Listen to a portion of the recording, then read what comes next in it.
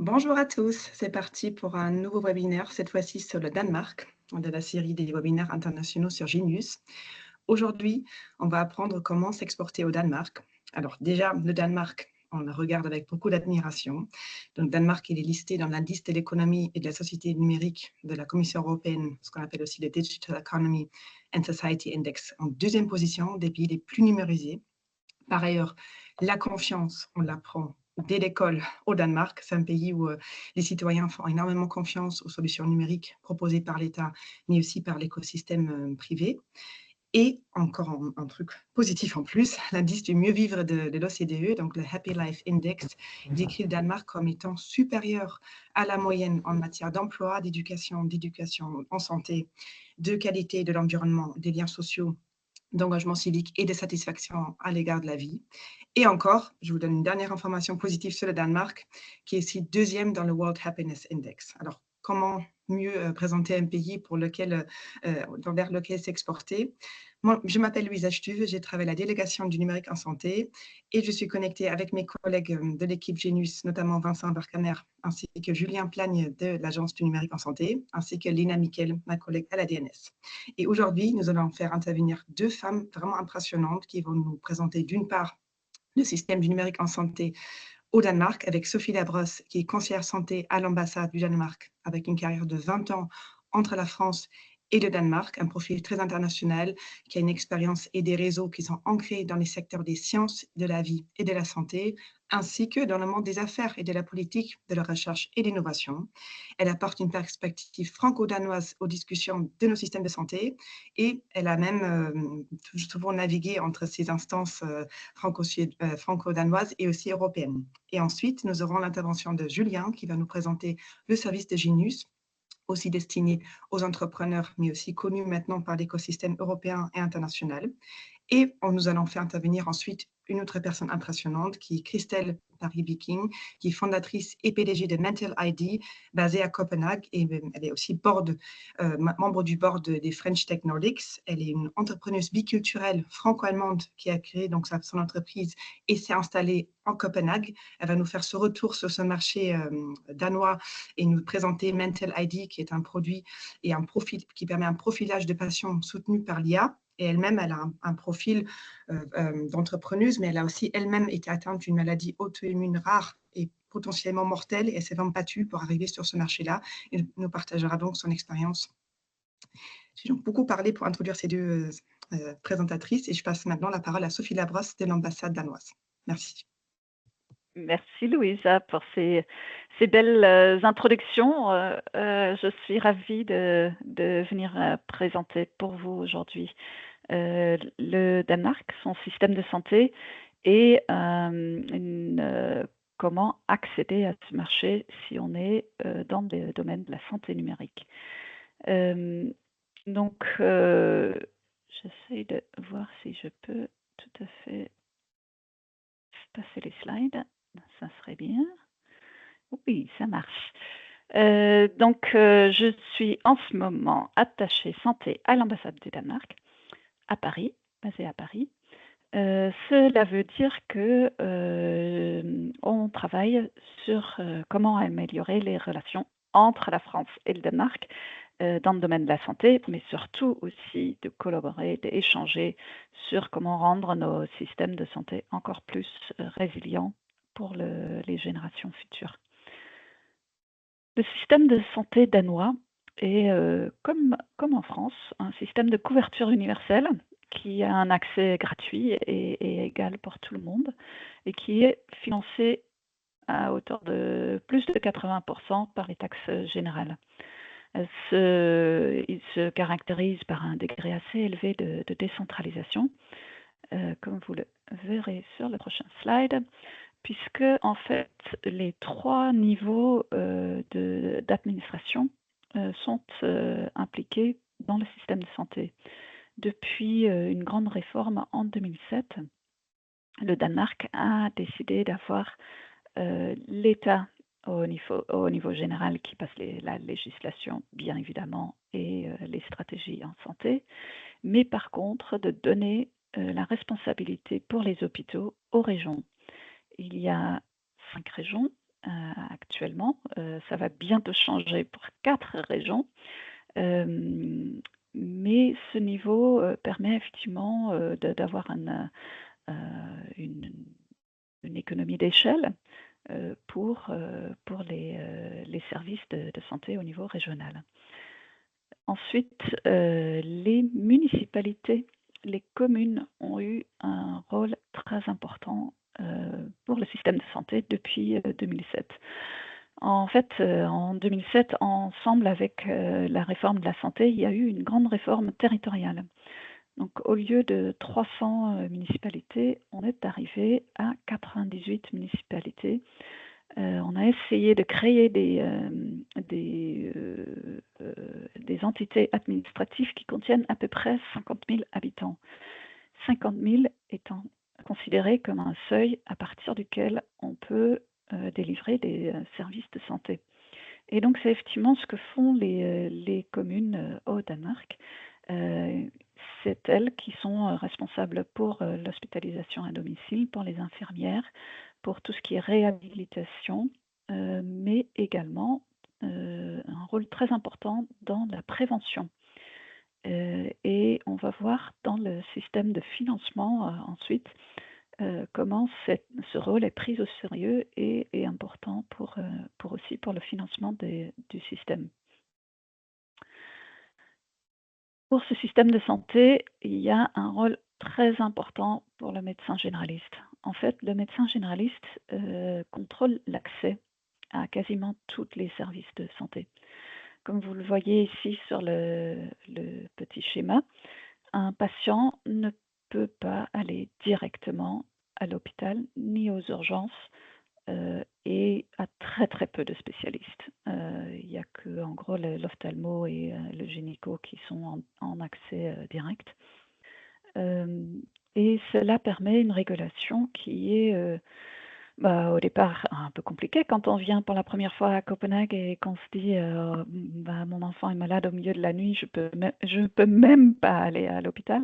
Mais en fait, très rapidement, on se rend compte que puisque du coup on appelle un service d'urgence qui va soit donner des conseils si ça peut attendre le lendemain et rester en contact au courant de la nuit, ou alors nous réserver un horaire spécifique à un hôpital où il y a un spécialiste qui va pouvoir regarder exactement le problème que j'ai ou que mon enfant porte.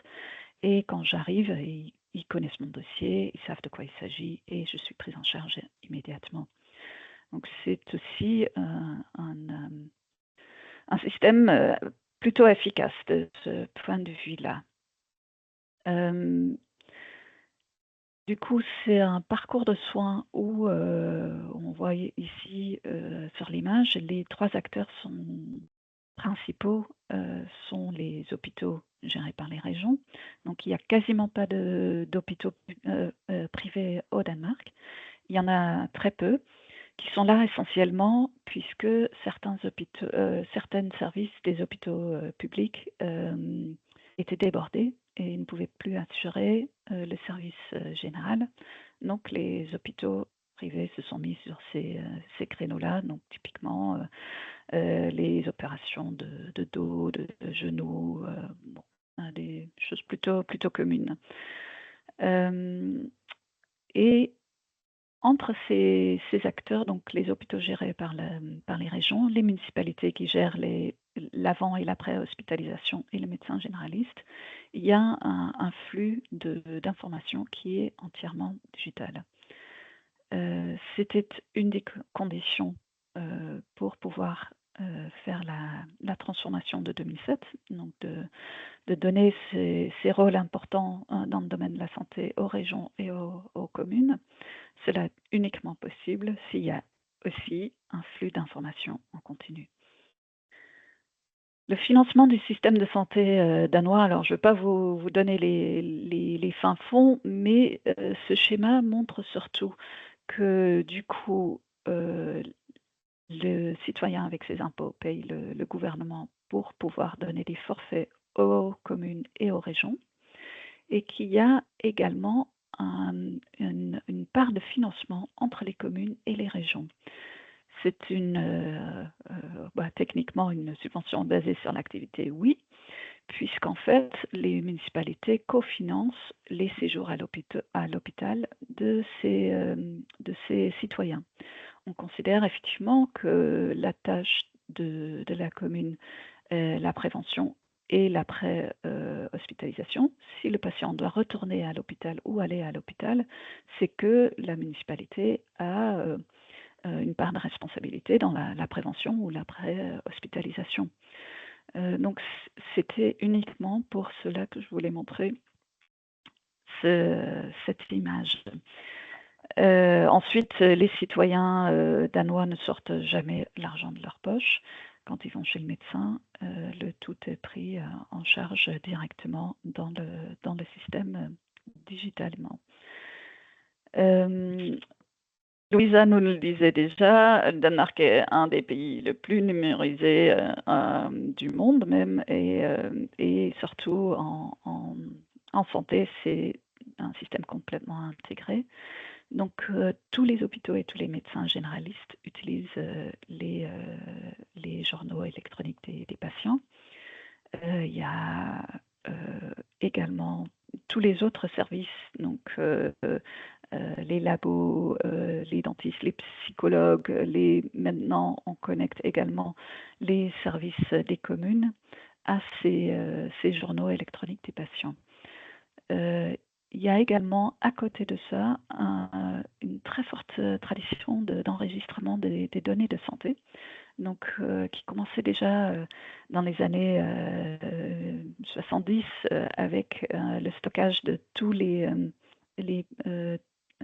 preuves de sang des nourrissons à leur naissance, qui sont gardées dans les archives de la biobanque nationale danoise, et qui peuvent du coup être couplés à toutes les données qui aujourd'hui sont électroniquement dans le système à partir de toutes les analyses que font faire les patients dans le système de santé.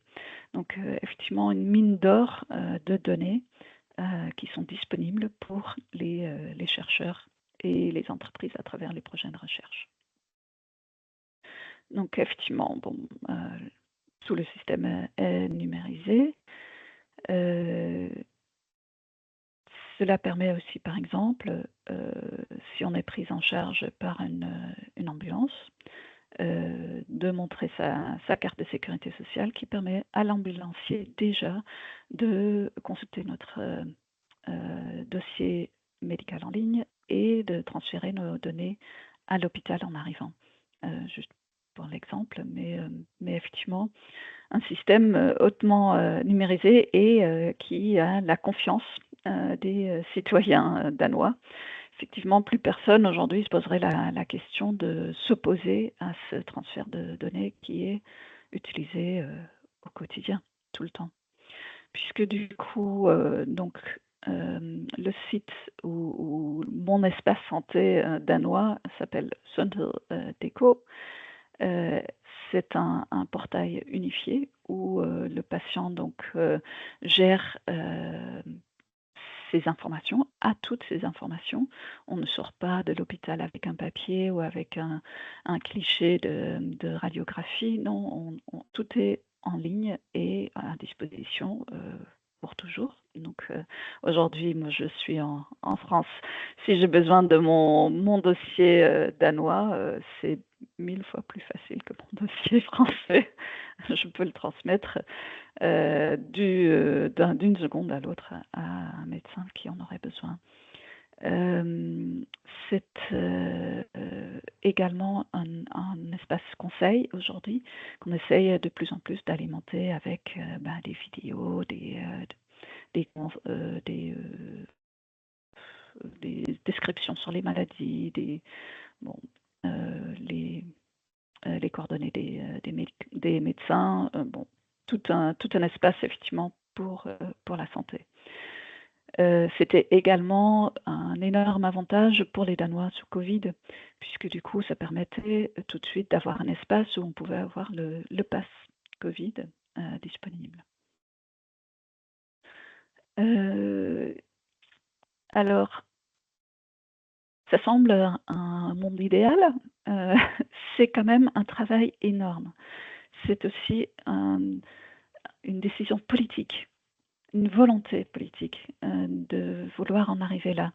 C'est-à-dire que le Danemark, bien évidemment, aussi avait plein de systèmes différents, comme on connaît en France ou comme on connaît dans d'autres pays aujourd'hui, mais une volonté politique d'arriver à le moins de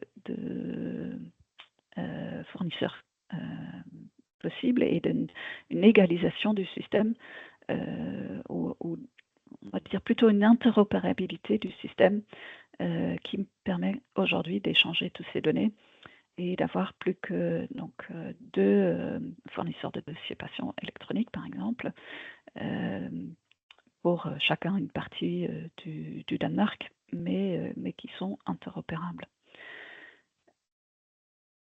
Tout ça est possible puisque, bon, il y a une partie politique, mais aussi une organisation pratique.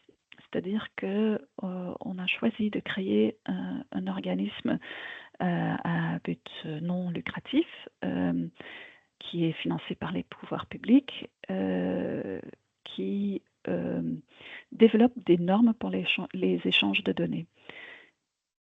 C'est aussi un organisme qui surveille et qui supervise pas mal de registres.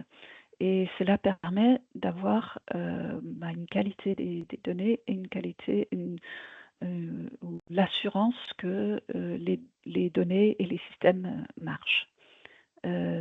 C'est aujourd'hui vraiment un organisme aussi de certification, donc ça permet d'être interopérable sur tout le territoire si on a une certification de Medcom. Les solutions numériques en santé. Alors, pour une fois que la France est vraiment en avance, ça y est, en France, on a Pécan. Au Danemark, les solutions numériques en santé sont a priori en accès au marché immédiat avec le marquage CE, mais il n'y a pas de remboursement généralisé pour l'instant. Il y a les premiers pilotes avec des applis sur ordonnance par les médecins généralistes, ce qui permet du coup un remboursement de ces applications du système de santé. Il y a également la mise en place d'un nouveau conseil pour les solutions numériques en santé, qui travaille sur un référentiel à lister des applis approuvées sur Sundhed Deco. Donc, pour l'instant, pas de remboursement généralisé pour les applis en santé. J'imagine que Christelle nous en racontera un peu plus. Les registres de santé, je vous en ai déjà parlé, et de la biobanque, mais je voulais également attirer votre attention, si jamais c'est intéressant pour vous, qu'il y a un guichet unique qui s'appelle Trial Nation pour l'organisation d'essais cliniques. Et ça, c'est un énorme support pour les sponsors qui veulent lancer des essais cliniques, d'avoir cet accès-là qui aide à trouver et les hôpitaux et les patients ensuite. Un petit mot sur les marchés publics. Donc, tout d'abord dans les régions, donc qui gèrent les hôpitaux. Bon, bien évidemment, les directives de l'Union européenne doivent toujours être respectées, que ce soit par les régions ou les municipalités. Mais chaque région a sa politique d'achat. J'ai mis des liens dans ce PowerPoint. Vous pourriez les avoir après le webinaire, j'imagine, ou sinon vous me contactez ou vous contactez Louisa et on pourra vous le donner. Il y a un site général national qui s'appelle donc udbud.dk. Ça veut dire marché public. Voilà. Il y a quasiment toutes les infos, les règles et les marchés publics sont affichés là. Il faut aussi savoir que de nombreuses solutions en fait sont achetées en dessous du seuil d'un appel d'offres publiques qui est autour de 215 000 € pour les services standards. Et donc, dans les municipalités, c'est toujours le même site sur les marchés publics, mais il y a également des accords cadres entre les régions et les municipalités et certains professionnels de la santé. Et ça s'appelle des SKY ou des skis. On peut avoir pas mal d'informations sur leur site également. C'est une sorte de centrale d'achat, on va dire. Un dernier slide juste pour vous montrer qu'effectivement, le Danemark a un climat politique favorable à la santé numérique depuis très longtemps. Les premières stratégies nationales datent de 2018, mais voire un peu avant, mais en santé en tout cas, il y a vraiment une volonté très importante de vouloir proposer des services entièrement digitalisés, notamment aujourd'hui on a les grands défis de plus en plus de personnes âgées, de plus en plus de maladies chroniques, de moins en moins de personnel dans les hôpitaux et de moins en moins d'argent pour payer les services de toutes ces personnes âgées. Donc une volonté politique d'aller vers l'ambulatoire à l'hôpital, mais surtout aussi au domiciliaire. C'est-à-dire, si on peut traiter les patients à la maison, on va les traiter à la maison. Et c'est là que la digitalisation, bien évidemment, a un énorme rôle à jouer. C'était tout pour mon introduction. Merci pour votre attention et je suis à votre disposition pour des questions après. Merci Sophie pour cette présentation qui donne envie d'aller au Danemark. Donc moi, ce que je vais vous présenter, donc Julien Plane, je suis chef de projet, le responsable du projet Genius côté de l'Agence du numérique en santé. Et ce que vous avez vu là, c'est la présentation donc très précise du Danemark, mais il y a d'autres pays où on pourrait avoir envie d'aller pour innover. Donc, Genius, pour ceux qui ne connaissent pas, c'est un site qui permet de vous faire gagner du temps en tant qu'innovateur en allant vraiment à l'essentiel. Vous pouvez retrouver différentes choses sur Genius, notamment les événements qui se passent un peu partout en France et ailleurs, les actualités de l'e-santé, avec par exemple les appels à projets qui sortent. Donc, il y a toutes les infos qui sont mises ici. On a différents services, notamment sur le financement, pour trouver un peu les financements qui existent en France, la réglementation, qu'est-ce qu'il faut respecter lorsque on veut innover dans la e-santé, tous les acteurs français. Donc, il y en a aujourd'hui plus de 78 de référencés qui vous expliquent qui fait quoi, quand les contacter, à quel moment de votre projet, les programmes nationaux, qu'est-ce que le Ségur, qu'est-ce que la stratégie d'accélération santé numérique. Et on a aussi les tiers-lieux où, si vous voulez mettre en place vos solutions dans un environnement réel, donc les tiers-lieux seront d'une aide importante. Et on a aussi donc les acteurs à l'international. Et vous retrouvez ici tous les acteurs, donc on en rajoute régulièrement, donc on a beaucoup d'acteurs européens.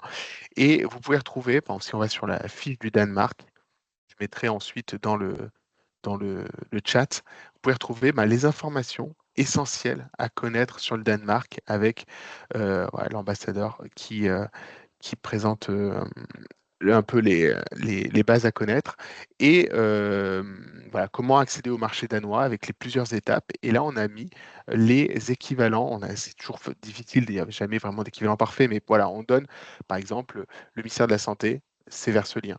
Le ministère des Affaires étrangères du Danemark, c'est vers ce lien. Donc, on a les organismes gouvernementaux, les initiatives de soutien à l'innovation, tout ce qui concerne la formation, donc à savoir les universités principalement, et d'autres liens qui permettent d'avoir une base très généraliste de ce qui se passe en e-santé au Danemark. Et vous trouvez cette chose-là pour tous les pays. Vous l'avez aussi, si vous êtes anglophone, vous pouvez le trouver en version anglaise ici, où on a les mêmes informations traduites en anglais. Et depuis quelques jours, j'en profite pour vous dire que sur Genius, vous retrouvez en bas à droite un petit bouton qui est un chatbot qui, vous pouvez lui poser toutes les questions que vous voulez. Et si l'information est sur Genius, il vous donnera l'endroit où vous pouvez trouver cette information et il vous donnera aussi la réponse à l'information en question. Voilà pour Genius. Donc moi, ce que je vous invite à faire aujourd'hui, donc je le mettrai dans le lien, c'est de vous abonner à la page LinkedIn principalement, puisque comme ça, vous pouvez voir toutes les informations qu'on va leur relayer. Et il y a aussi la communauté où vous recevrez toutes les actualités et les nouveaux services qu'on va sortir sur Genius très prochainement. Il y en a régulièrement qui sortent. Donc maintenant, je vais donner la parole à Christelle. Christelle, c'est à toi. Merci beaucoup, Julien. Merci à tous pour prendre le temps pour écouter.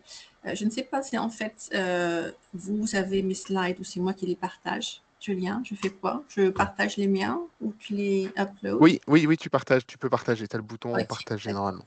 Ok.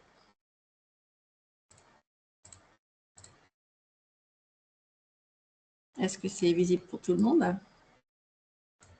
C'est bon.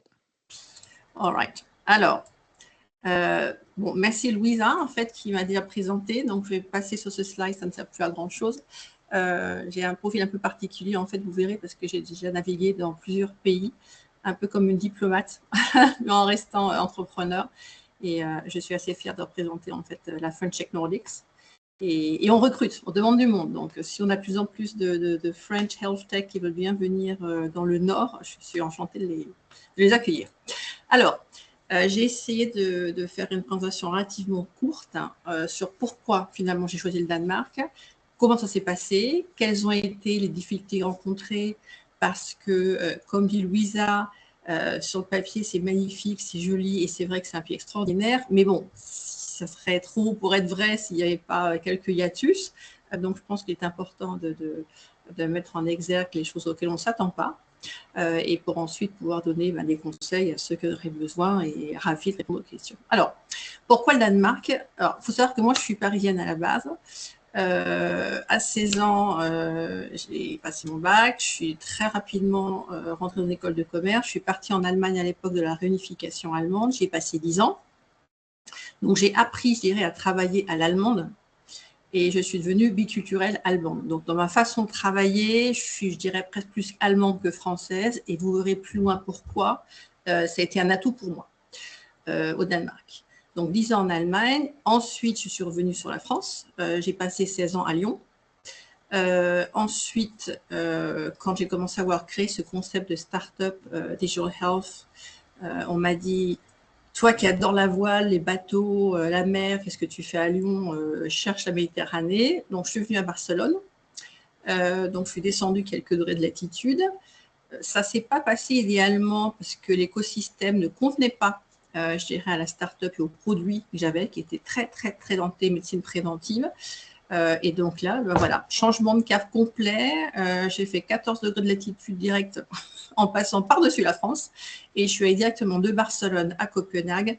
Et là, je vous avoue que c'est un peu magique. Alors, pourquoi parce que moi, j'ai donc une solution IA au service de tout ce qui est médecine préventive, très focalisée sur les pathologies chroniques et en particulier la douleur chronique.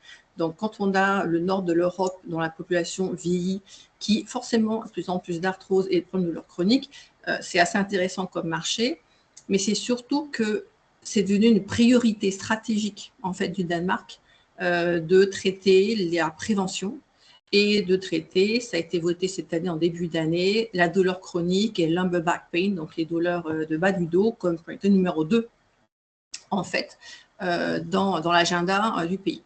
Donc, c'était le perfect, je dirais, product market fit. Après, c'est pas sur une question que le produit est le produit désiré et je suis sur une bonne vague au niveau de l'écosystème. Il y a également, et c'est très important, cette notion de compatibilité entre la personnalité, les valeurs d'entrepreneur, d'entreprise et le marché. Parce que le Danemark et également les autres pays nordiques que je connais un peu sont des pays dans lesquels, je dirais, l'humilité, ça s'appelle Jantelof, enfin, le fait d'être low understatement, lowercase, c'est extrêmement important. Et ils n'aiment pas du tout les gens qui débarquent à l'américaine en disant « je suis meilleur, j'ai un super produit, achetez-moi ». Ça, c'est un répulsif total au Danemark. Alors, j'ai beau être française, j'ai ma moitié allemande qui est plus dans le côté moins française, moins latine, moins à m'exprimer et plus à dire j'essaie de faire un bon produit sérieux, carré, et puis on verra si ça prend. Ça a été, je pense, quelque chose qui m'a beaucoup aidée. Et j'étais très, très à l'aise avec le fait qu'au Danemark, la transparence est fondamentale, la valeur d'honnêteté est fondamentale. Ça m'a fait un peu un contraste un peu violent, en fait, avec ce que j'ai vécu, en fait, plus au sud, dans les cultures latines. Donc, je me suis dit, voilà, je suis quelqu'un d'extrêmement transparent. Le produit a un business model extrêmement transparent et je vais essayer de faire mes preuves en faisant des études cliniques en premier. Donc ça colle. Donc c'est-à-dire qu'en fait, quand j'ai pris premièrement contact avec Copenhagen Capacity Life Science Cluster, tout de suite, j'étais relativement accueillie de façon assez incroyable en disant chouette votre produit et puis vous. Et je pense que ça, il ne faut pas sous-estimer en fait la personnalité du fondateur et de l'équipe en fait qui travaille sur le marché.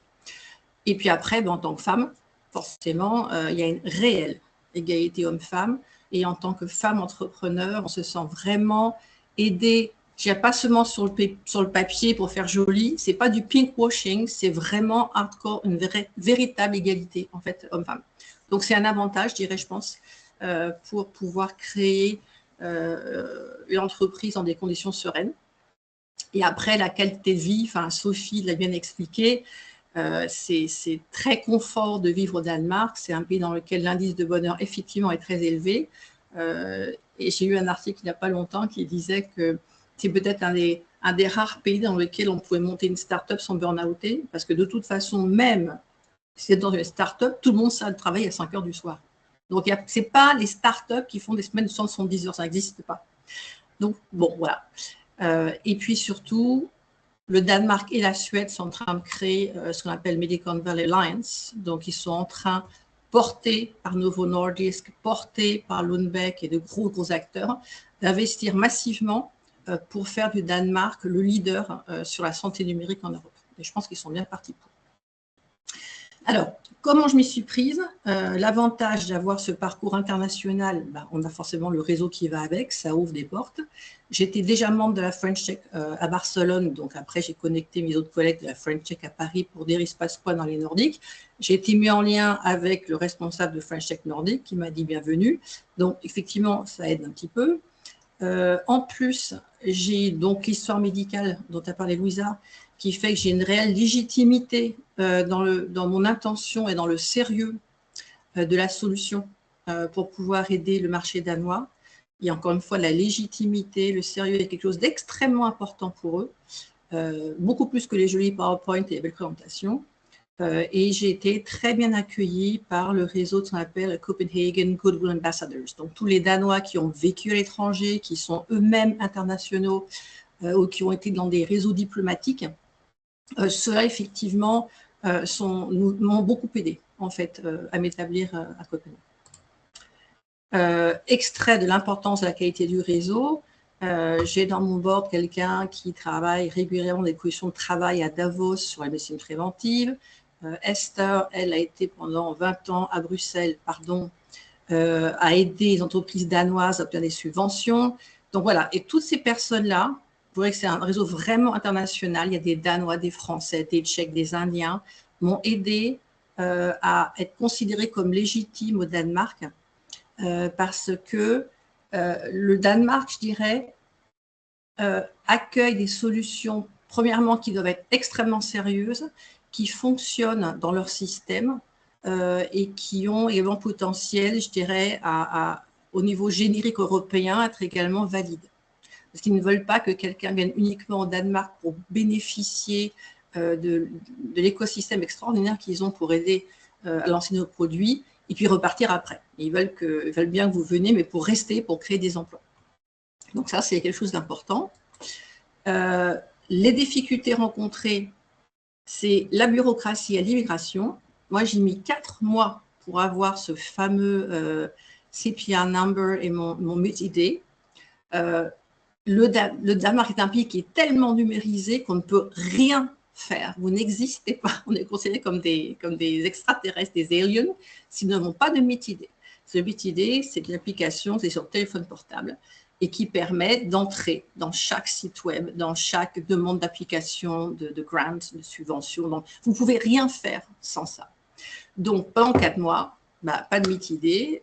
J'ai pris 6 mois dans la vue sur mon business plan. Alors, j'ai fait un très beau rétro-planning à l'allemande, à la danoise, j'avais tout préparé à l'avance, mais problème à l'immigration, parce que le Danemark fait maintenant extrêmement attention à qui rentre chez eux. Le contexte géopolitique ambiant est quand même compliqué. Donc maintenant, ils veulent bien faire rentrer du monde chez eux, mais pas n'importe qui. Et dans mon équipe, on est tellement multiculturel dans l'entreprise. J'ai des Allemands, des Français, un Moldave, j'ai quelqu'un qui est en Californie, au bord et tout. Donc, ça faisait presque too good to be true. Trop de nationalités, trop de passeports. Et là, quand on ne rentre pas, mais parfaitement dans les cases, qu'on n'est pas parfaitement standard, ça met des red flags de partout. Donc, un conseil, c'est ne sous-estimer surtout pas le fait de tout préparer à la virgule près et de paraître le plus neutre, le plus standard et le moins inquiétant possible. En tant que Français, j'ai bien observé rapidement et le fait d'avoir vécu dans 4 pays différents dans ma vie fait que je peux comparer et contraster un petit peu. Et effectivement, quand on vient d'un pays latin, que ce soit la France, l'Italie, l'Espagne, d'autres pays, déjà, on est considéré, je ne dis pas comme dans une différente caste, mais ils ont beaucoup moins facilité à faire confiance. Donc moi, heureusement, je suis moitié allemande, ça m'a donné un énorme crédit, mais je restais quand même moitié française. Donc j'ai vraiment dû démontrer, preuve à l'appui, clinical evidence, stats, témoignages. Il faut vraiment donner un énorme paquet de preuves, en fait, quand on veut faire confiance. Et cette lenteur à faire confiance dans la culture danoise, qui se comprend bien, parce qu'ils ont un petit paradis sur Terre, donc ils n'ont pas envie qu'on détruise leur petit paradis. Et maintenant que j'en fais partie, je pense, comme eux, en disant oui, on veut bien intégrer du monde, mais pas n'importe qui, ne déstabilisez pas ce petit pays magique. Donc, ils ne veulent pas aller trop vite, parce que la confiance se gagne progressivement, en réseautant, mais ce n'est pas qu'une fois. Ce n'est pas un peu à la française, à la latine, oh, wow, super, j'ai un contact, on se parle demain. Non, non, non, il vous voit une fois, puis une deuxième fois, puis une troisième fois, et puis il recoupe l'information, et petit à petit, la confiance se crée. Alors, si vous avez du temps devant vous, parce que vous faites partie d'un big corp, d'une grosse entreprise qui a des temps de décision plus longs, c'est très bien. Si vous êtes une start-up qui est pressée, ça peut être extrêmement frustrant parce qu'il faut malheureusement attendre que la confiance se crée. Et puis, comme tout le monde s'arrête de travailler à 4h30, et ben voilà, il faut savoir que si la tâche n'a pas été finie à 4h30, ben, ce n'est pas grave, ils la feront le lendemain et puis c'est tout. Il n'y a pas de réunion à 8h du soir, ça n'existe pas. Donc, quand vous voulez faire des calls avec l'étranger, il faut se dépêcher de caler les calls dans le créneau horaire qui convient bien parce qu'il n'y en a pas tellement. Donc voilà, et je dirais que ce côté très zen est assez caractéristique en fait d'autres pays riches, comme la Suède, la Norvège, la Suisse. Les gens qui ne sont pas pauvres, qui ne meurent pas de faim, ils ne courent pas derrière un bol de riz, mais qui ne sont pas pressés. Donc voilà, donc ça, je dirais que ça dépend en gros du degré de maturité de l'entreprise par rapport en fait au timing qui doit être en place. Mais sinon, c'est assez magique. Donc, quelques questions que ce soit, je suis très, très dispo pour pouvoir échanger maintenant ou alors plus tard sur LinkedIn pour faire part un peu plus, en gros, des process et des difficultés et des très bonnes surprises rencontrées. Si je pouvais ajouter par rapport au système de santé, alors, je suis moi-même en train de construire une solution pour eux et je suis moi-même patiente avec la pathologie rare que j'ai eue. Il y a quelque chose que je dois compléter à ce que disait Sophie, c'est que tout est gratuit dans le système de santé danois, mais pas les médicaments. C'est-à-dire qu'au début, ça fait bizarre parce que la consultation est gratuite et puis vous avez une ordonnance et vous avez la pharmacie. Puis après, c'est ben voilà. Et puis maintenant, il y a pour 200 €. Alors là, vous vous étranglez en disant mais quid? Oui, ben parce qu'en fait, ils ne remboursent que progressivement les médicaments. Et qu'en gros, les médicaments sont remboursés au début, alors 0, jusqu'à un certain degré, ils prennent en charge 20%, et puis 30, et 60, et 80, et ensuite, après, on atteint un plafond, je crois qu'il est à peu près de 800 € par an, et tout ce qui est au-delà de 800 €, bah, vous ne payez plus. Donc ça, c'est important à savoir. Sur ce que Sophie disait du système de santé publique surchargé, je peux vous donner un exemple extrêmement concret. J'ai commencé mon âge aidant à souffrir un peu d'arthrose facétaire. J'ai eu un problème de disque un peu urgent en fait il y a 3 semaines. Le médecin traitant n'a que 10 minutes par patient. Alors ça, c'est extrêmement frustrant, il faut le savoir. Donc tous ceux qui ont des solutions qui peuvent aider le médecin traitant, enfin le généraliste, à aller plus vite. Alors là, vous avez un marché devant vous, un boulevard, parce que les généralistes sont débordés. Et n'en découvrez que 10 minutes. Donc, si vous avez 3 pathologies évoquées, bah, il vous dira aujourd'hui, on parle de la première, et puis la semaine prochaine, on fera la deuxième, et puis la troisième. Dans 3 semaines, on fera la troisième, mais c'est impossible de compacter tous les éléments dans une seule consultation. Et ensuite, on m'a demandé de faire une radio. Ça m'a pris 1 mois pour le rendez-vous à l'hôpital public. La radio concluait qu'il faut une IRM, et alors là, la région m'a dit rendez-vous pour l'IRM en janvier 2026, donc dans 1 an. Donc, si un hôpital régional à Copenhague me dit nous n'avons pas de place en IRM avant 1 an, vous voyez à quel point Sophie vous expliquait que les hôpitaux publics sont surchargés. Et donc, effectivement, c'est pour cela, je pense que le Danemark a besoin de solutions numériques, qui a vraiment, vraiment, vraiment un problème de capacité. Alors après, il y a des portes de sortie parce que la loi nous dit si l'hôpital public ne peut pas vous prendre en charge d'ici moins de 2 mois, on vous oriente sur du privé. Et donc là, vous avez un numéro de téléphone sur lequel on vous dit écoutez, voilà, donnez votre code d'accès à un hôpital privé et on vous donne une liste de 8, 9, 10 hôpitaux privés et eux vous prennent en moins de 15 jours. Donc c'est quelque chose d'un peu ambigu. Mais dans lequel il y a un énorme potentiel pour pouvoir mettre des solutions à disposition qui aident à résoudre le problème de surcharge des hôpitaux publics, et qui vont dans la médecine préventive et dans tout ce qui est pathologie chronique. Mais il ne faut pas être pressé. Donc, il faut avoir, en tant que start-up, assez de cash burn. Et je pense qu'il faut avoir la bonne attitude et vraiment, quand on staff des business developers, quand on staff des commerciaux qui doivent aller sur le marché danois, même le meilleur produit au monde ne se vendra pas si l'attitude n'est pas adaptée. Et je pense qu'il faut un énorme coaching culturel pour pouvoir être correctement accepté au Danemark. Et une fois que c'est pris, ensuite la solidarité est là. Et ensuite, ils sont extrêmement solidaires, y compris avec nous, les étrangers. Mais ça prend du temps. Voilà. Donc ça, c'était ce que j'avais à partager rapidement. Donc, y a-t-il des questions? Non. Merci infiniment, Christelle et aussi Sophie, pour la présentation du système numérique en santé. Christelle, ça a vraiment bien complété la présentation de Sophie et vraiment très concret aussi sur les conseils que tu as pu partager. Très précieux, vos 2 présentations. Alors, on aura des questions éventuellement dans le chat, mais l'avantage, c'est que ce webinaire est enregistré. Donc, il y aura pas mal de personnes qui vont le visionner par la suite. C'est les vacances scolaires, etc. Donc, je pense que ça explique aussi le nombre de connectés. Mais je me permets donc de poser quelques questions qui nous sont parvenues. Alors, en rebondissant directement sur ta super présentation, Christelle, à l'instant, par rapport à la connaissance de l'écosystème, la patience qu'il faut avoir pour intégrer le marché. Est-ce que tu penses qu'il faut, par défaut, s'associer avec une personne locale, avec une personne qui réside déjà au Danemark pour se lancer? Je pose la question parce que pour la partie accès aux données, jusqu'ici, ça va changer avec l'espace européen des données de santé, probablement. Mais pour le moment, il fallait toujours avoir un lien avec une institution danoise et ou un chercheur danois.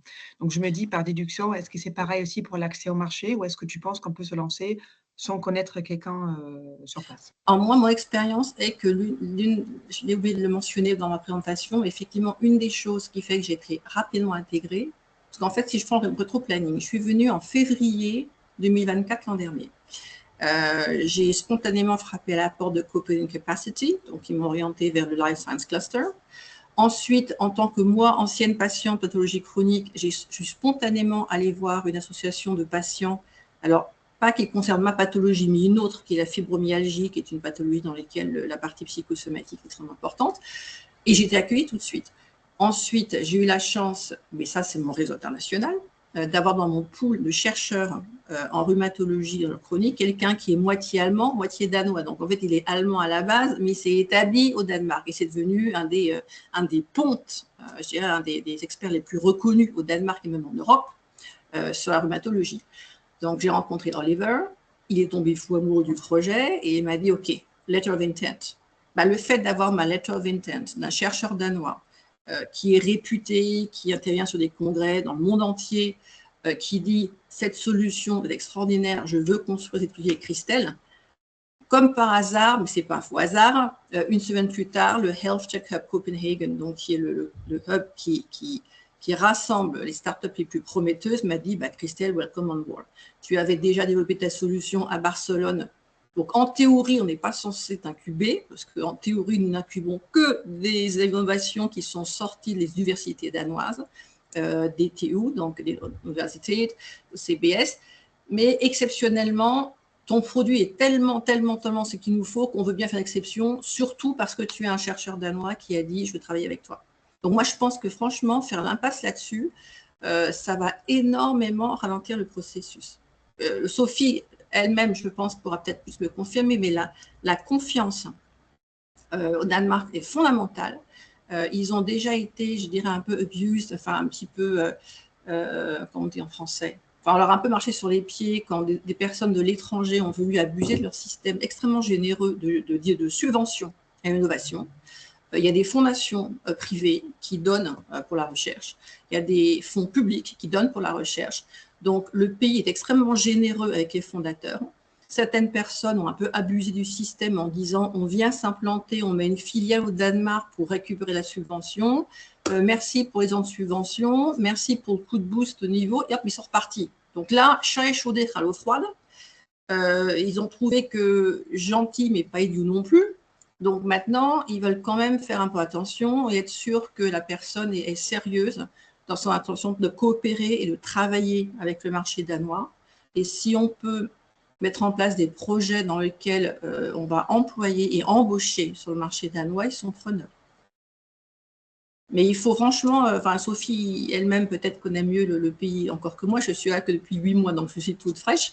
Mais je pense que l'honnêteté d'intention et le sérieux est quelque chose qui prime et c'est validé par un chercheur qui va vous dire, voilà, on part pour 3 ans de projet, de recherche clinique, on va embaucher 2 PhDs, voilà.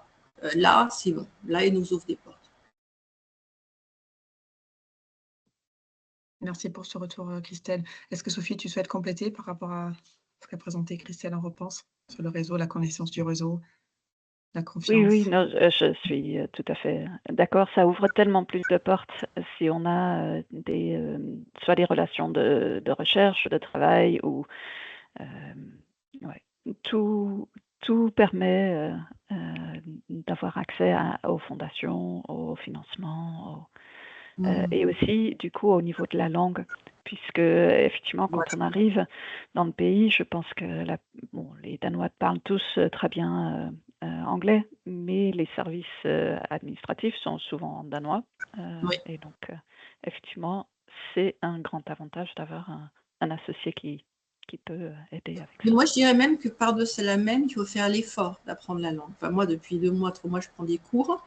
Et comme par hasard, quand maintenant j'assiste à des séances de networking et je commence à dire bonjour et parler un peu en danois, alors là, ça change complètement la donne. C'est des personnes qui ne m'écoutaient pas parler il y a 3 mois, je les revois 3 mois plus tard, je leur parle danois et tout de suite, c'est « Ah, d'accord ». Donc, voilà, je pense qu'il faut respecter leur désir d'être respecté en ce sens que c'est un petit pays, mais ce n'est pas parce qu'on est petit qu'il ne faut pas nous respecter. et ce n'est pas parce qu'on est petit qu'il ne faut pas faire l'effort d'apprendre notre langue. Et je pense que si on a cette humilité et cette volonté de faire cet effort-là, on peut marquer des points, je pense. Enfin, il ne faut pas arriver en pays conquis. Enfin, moi qui ai vécu aussi en Allemagne, dans laquelle on m'a dit oui, enfin, vous les Français, cocorico, ou vous croyez les champions du monde, ça vient 5 minutes. Au début, quand j'étais arrivée en Allemagne, j'avais été heurtée dans mon identité française, à me sentir être critiquée parce que oh, vous les Français, machin. Au bout de 10 ans, j'ai bien compris pourquoi. C'est quand je suis revenue en France, j'ai eu un choc culturel au retour. J'ai moi-même été française, choquée de voir comment les Français étaient en mode un peu, je dis pas sans gêne, mais enfin voilà, il n'y avait pas cette humilité, cette volonté d'apprendre la culture étrangère. Donc voilà, il faut se méfier de nous-mêmes en tant que Français et vraiment descendre d'un cran et montrer patte blanche et montrer qu'on peut être digne de confiance. Ça, je pense que c'est fondamental. Et en apprenant la langue, on apprend de toute façon la façon dont les gens pensent. Je ne sais pas ce qu'en pense Sophie, mais moi je pense qu'il faut faire l'effort de le faire. Super, merci pour ce retour. On a maintenant les questions que ça a apparu d'un coup et comme on n'a que 5 minutes, je me dis... Voilà, une petite question juste sur la langue. Oui. Est-ce que tous les marchés, pour Sophie, est-ce que pour les marchés publics, justement, tout est en langue danoise et que les réponses se font en langue danoise et en danois, etc. Alors, effectivement, les sites web sont généralement administratifs sont en danois. Ensuite, pour l'instant, moi, j'ai pas eu de retour comme quoi il fallait absolument répondre en danois. Mais déjà, c'est effectivement dès qu'on est dans des procédures vraiment administratives, c'est généralement en danois. Ouais. Je sais que simplement on appelle la plateforme eGrant.deco, qui est la plateforme sur laquelle on peut candidater pour avoir des subventions de type InnoFounder, InnoBooster. On peut choisir English ou Dansk. Mais bon, c'est seulement eGrant.deco. Il y a d'autres fondations traditionnelles qui sont plutôt des fondations privées dans lesquelles des personnes assez aisées allouent les gates, enfin des enveloppes chaque année, mais c'est danois. Donc, si vous n'avez pas de partenaire danois, c'est extrêmement compliqué, je pense. Mais je pense que le Danemark se rend compte qu'il a un rôle à jouer et sur la scène internationale au niveau médical. Et je pense que tout doucement, les choses vont aller dans ce sens. Mais pour l'instant, c'est compliqué sans parler danois, je pense. Après, il y a quand même une dynamique aussi entre les pays scandinaves. Et j'imagine que, eux, ils ne parlent pas forcément en danois, ni en suédois, ni en norvégien. Je pense qu'ils parlent quand même en anglais, même s'ils se comprennent aussi entre eux. Mais ça, c'est un autre sujet qu'on ne va peut-être pas ouvrir ici pour une question, parce qu'il y en a un autre qui nous attend déjà dans le chat. Mais si on a le temps, j'aimerais bien discuter de la dynamique qui était la dynamique scandinave un peu. Mais avant ça... Mais c'est très fort, hein. Ils sont en train de resserrer les coudes. Et là, je pense que quand on dit accès au marché Danemark, c'est tremplin pour aller ensuite sur la Norvège et la Suède. Et je pense que d'ailleurs, c'est pour ça que je choisis Copenhague d'ailleurs, parce que c'est juste entre l'Allemagne, qui est un marché monstrueux, et la Scandinavie. C'est franchement une plateforme extraordinaire. Merci pour ce retour. Ça confirme un peu aussi les initiatives qui s'élancent, les Nordic Interoperability Councils et le marché, accès au marché, comme tu dis, c'est un peu un tremplin, donc c'est bien d'avoir ce retour. Alors, la question de Madame Courtois est la suivante. Les études cliniques réalisées en France sont-elles prises en compte ou faut-il réaliser de nouvelles études cliniques sur place? Alors, je pense qu'elle fait référence à l'accès au marché, alors, moi, je pense d'évaluation de technologie de santé. Alors moi, effectivement, ils sont vraiment obsédés par le clinical evidence. Donc, si vous arrivez avec déjà les cliniques qui est faite, si c'est sérieux, si c'est un hôpital universitaire de renom, déjà, vous partez avec un énorme avantage. Après, ils vont dire peut-être, ça serait peut-être bien de valider également sur des patients danois, mais je pense que, encore une fois, c'est une question de confiance. Et puis, les Danois sont très pragmatiques. On ne va pas perdre du temps pour quelque chose qu'on pourrait éviter. Donc, si votre étude clinique française est vraiment solide et carrée et qu'on voit que c'est transposable sur le Danemark, on va faire peut-être un pilote très, très rapide, mais ça devrait pouvoir aller. Et puis, il y a quelque chose qui a été mis en place il y a à peu près 2 ans qui s'appelle Nordic Health Lab, qui est une structure, en fait, qui aide à mettre en lien des startups et des hôpitaux en disant... si on veut être efficace et rapide, on ne va pas à chaque fois demander à chaque hôpital de tester, faire un peu avec un logiciel, une start-up. Donc, il y a 2 fois par an des rencontres, un peu du matchmaking, où une sélection de start-up qu'on considère comme assez mature pour être prête à faire un pilote présente leur solution. En face, il y a toute une brochette d'hôpitaux. Et en fait, c'est un petit peu comme un speed dating. C'est tel hôpital dit OK, c'est bon, moi je prends, je teste celle-là. L'autre hôpital dit je prends, je teste cette start-up. Et le test valide effectué sur un hôpital est ensuite reconnu comme être valide pour tout le Danemark. Donc ça, c'est quelque chose qui je pense, n'existe pas en France. Et c'est vraiment une très belle innovation, je pense, qu'on a au Danemark. Donc voilà. Donc il faut peut-être contacter cette structure, Nordic Health Lab, leur dire regardez, j'ai tel résultat d'études cliniques. Est-ce que vous pensez que c'est suffisant pour me lancer ou pas? Oui, et ensuite aussi l'Agence pour le médicament danois qui gère du coup aussi les dispositifs médicaux pourra aussi donner les critères spécifiques, mais a priori dans l'Union européenne, les essais cliniques sont reconnus. C'est uniquement s'il y a un aspect organisationnel qu'on doit pouvoir le valider avec un test pilote, effectivement, dans le pays concerné. Merci pour ces retours. J'espère que ça répond à la question de Madame Courtois. Nous arrivons à la fin de ce webinaire. Je peux vraiment vous remercier beaucoup de fois encore pour ces deux très belles présentations. J'espère que ça aura incité certains innovateurs et d'autres personnes d'être curieux et de pouvoir démarcher le marché danois par la suite. En tout cas, la page sur Danemark Sogenius restera toujours à jour, que vous pourrez consulter en français et en anglais. Et j'espère que Christelle et Sophie resteront également disponibles par la suite. Oui, bien Merci entendu. encore une fois. Bien sûr. Et on a aussi un remerciement dans le chat de certains participants. Merci beaucoup, Louisa, pour l'organisation. Merci, à très bientôt. Merci, au revoir. Bonne journée à tous, au revoir. Bonne journée.